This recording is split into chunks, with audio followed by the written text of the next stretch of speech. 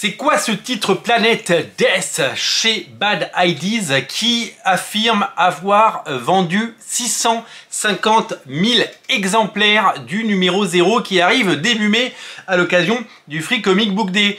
Eh bien, il s'agit d'un comics produit et édité par Bad Ideas. Vous savez, cet éditeur qui en France est édité par Bliss Édition. J'ai notamment eu un coup de cœur, vous le savez, pour Pirate Queen. J'ai pas lu tous les autres parce qu'il y en a eu beaucoup et qu'il faut faire des choix. Et donc du coup, pour le moment, j'avais lu les deux premiers, L'œil d'Odin et Pirate Queen, qui est dessiné par le fantastique Adam Pollina. La couverture, c'est pas ce qu'il y avait de mieux, mais à l'intérieur, c'est très très joli. On aurait aimé évidemment une couverture un petit peu plus en rapport avec l'intérieur et avec qui donnerait plus envie de l'acheter.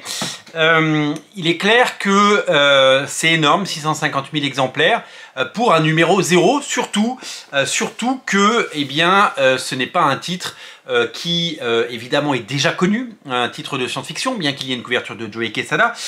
C'est surtout un titre qui est scénarisé par quelqu'un qui est assez connu, qui a co-créé John Wick, le personnage de John Wick, avec évidemment pour le cinéma, donc le film avec Keanu Reeves. C'est un scénariste qui s'appelle Derek Kolstad, et donc c'est lui qui a co-créé cette série.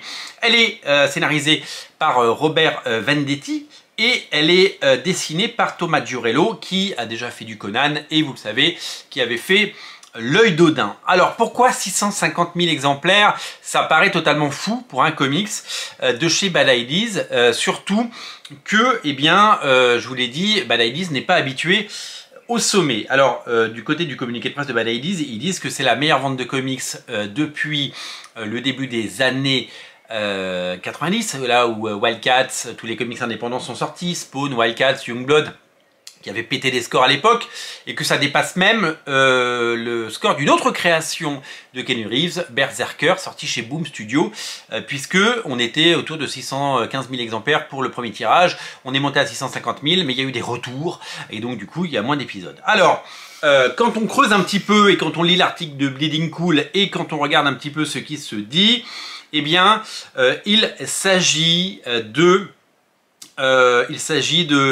d'un comics qui est offert pour le Free Comic Book Day, mais qui peut être également vendu par les boutiques. Je vous explique. Ayant eu une boutique à une époque, souvenez-vous, ayant fait le Free Comic Book Day, en fait, les boutiques, donc les Original Comics à l'époque, eh bien, on achetait chez le fournisseur des packs de 25. Donc, par exemple, quand il y avait un Free Comic Book Day Avengers, on en achetait 25. On était obligé de les acheter par multiple de 25.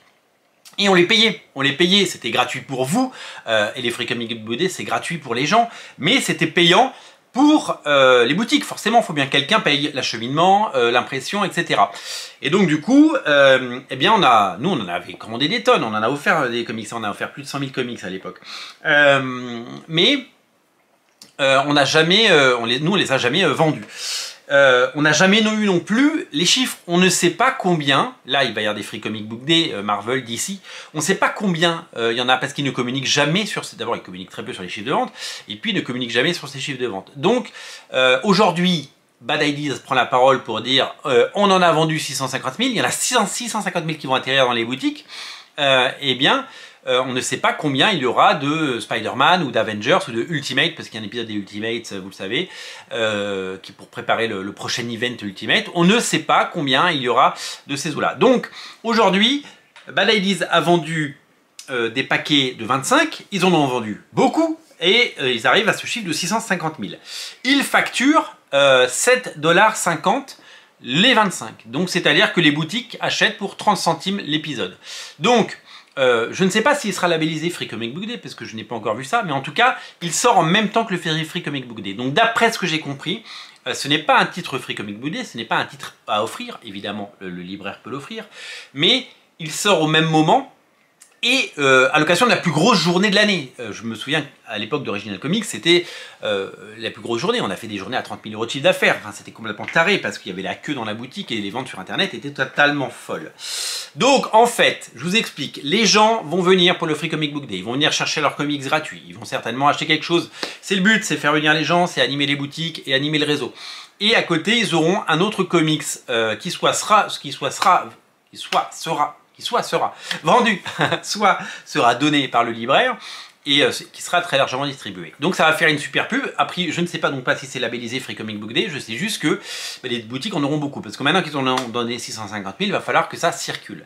Je pense qu'ils vont les donner, je pense que la plupart vont les donner. Je suis allé voir sur le site de Midtown Comics aux États-Unis, boutique à New York, il n'était même pas listé. Je pense qu'il ne sera listé que pour le Free Comic Book Day. Je suis allé voir du côté de Forbidden Planet, le site internet de la boutique anglaise et londonienne, dans laquelle je vais à chaque fois que je vais à Londres.